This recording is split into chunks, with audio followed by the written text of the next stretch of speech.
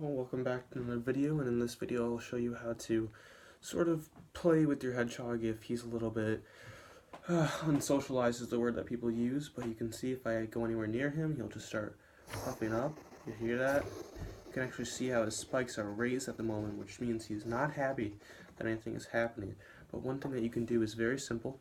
It's going to hurt a little bit at first, but if you raise your hand away, it'll actually reinforce their bad habits. So one thing that you can do is you're just going to stick your hand on him and you're going to pull your hand back along with the direction that spikes usually come with. And now he's not actually spiking anymore, which is good. I mean, obviously when it hisses up like that, it doesn't feel good to me. But a good thing that you can do is, if you want to go slowly, because hedgehogs can't really see that well, you want to let them get a little bit of your scent. You know, you want to let them get comfortable just around you a little bit. I'm going to put him in the middle here so you can see him more. No, he's going to try to run away. I don't want that to happen.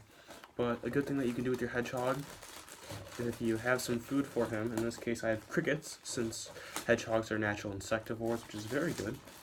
I'm going to try and feed him a cricket, and hopefully he'll be responsive to that, and generally associate my smell with a good smell, like food. So that's what you're going to want. Now I got to get a cricket out of the bag, which really isn't as easy as you think it'd be. You think, wow, they're just crickets, right? But it's actually a lot harder.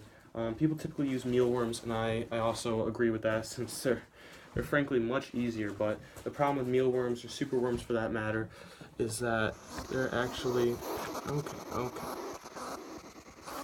they're actually high in fat content, which is something you don't want for a hedgehog, since they do get pretty fat pretty quick. So that's just something you really want to stay away from, as a lot of fat. As you can see, I picked up a little cricket right here. If I can get him to just sort of come this way, here, and I can get him to, you just sort of gotta be patient with them, because sometimes they'll be a little bit, you can see, he was very hungry, right there, he tried to bite. They bite really quickly, so you gotta be careful with that. You really gotta be patient with them, because if they do bite, which he just did again, is it will hurt. And like I said in one of my other videos, is that if you blow in their face, it tells them not to do that, which is a very good thing. Because and he didn't get the cricket all the way. Good. He really just likes to bite these crickets a bit. I kind of feel bad for this one, because at this point he's just suffering.